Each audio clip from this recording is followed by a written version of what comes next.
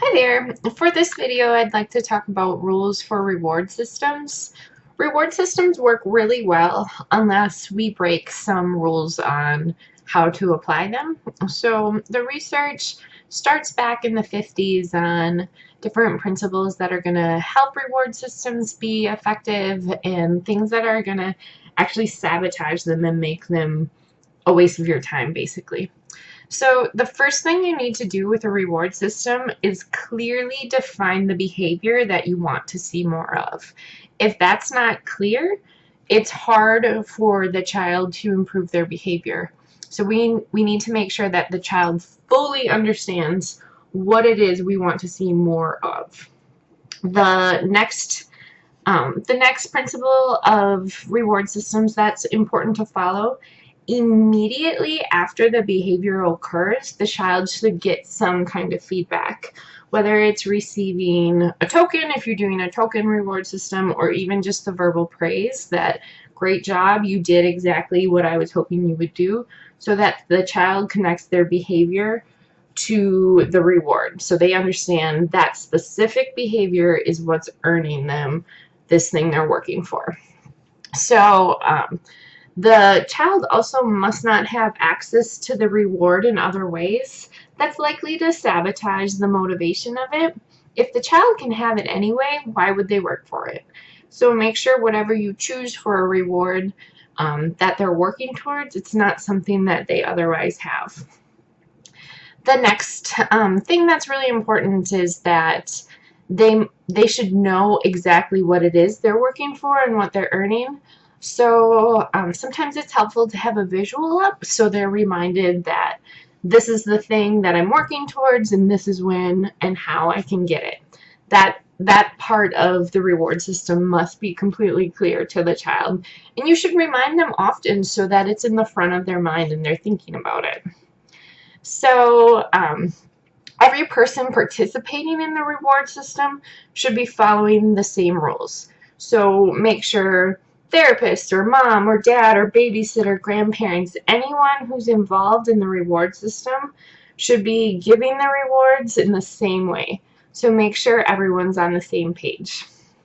The next one: rewards often are motivating for a while, but then the child will get sick of them or they're not as motivating. So make sure you stay on top of that, because if the reward isn't motivating, your reward system's not likely to work. So it helps to have a variety of things that they can work towards. And remember, it doesn't always have to be tangible stuff like a new toy. It could be a really fun activity or going to one of their favorite people's houses or something like that. So get creative with what kind of rewards the child can work for, and make sure you have stuff that they actually like. So another thing that you should never do is put the child in charge of keeping track of their reward system. Reward systems are not a time to work on responsibility. If we're using the reward system to increase their behavior, we want to have us as the provider of the reward system to be completely in charge of tracking it, so that we make sure they're getting the rewards fast enough and that they're not losing things that they've already earned. We want to make sure we get that reinforcement to them so that they can associate good things with the behavior we're trying to increase.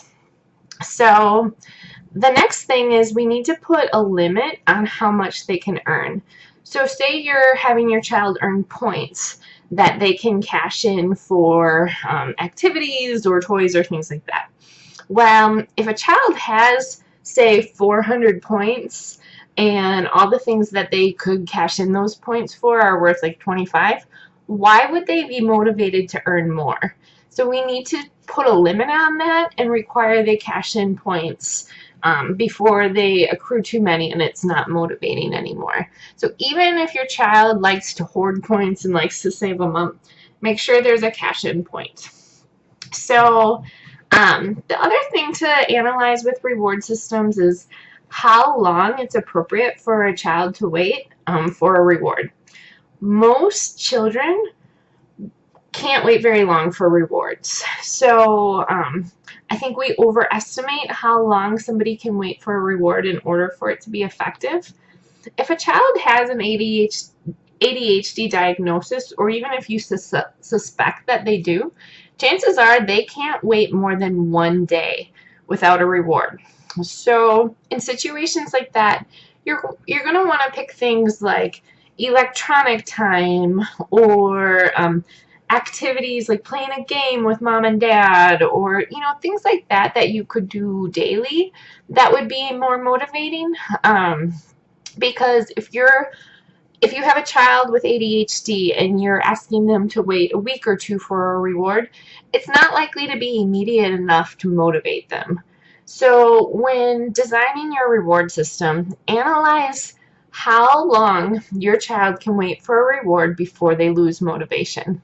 So you want to stay on top of that so that your reward system is motivating and that your child can hang in there long enough to get that reward. So in addition to that, it's good sometimes to do a preference assessment beforehand and test out if the rewards are actually motivating.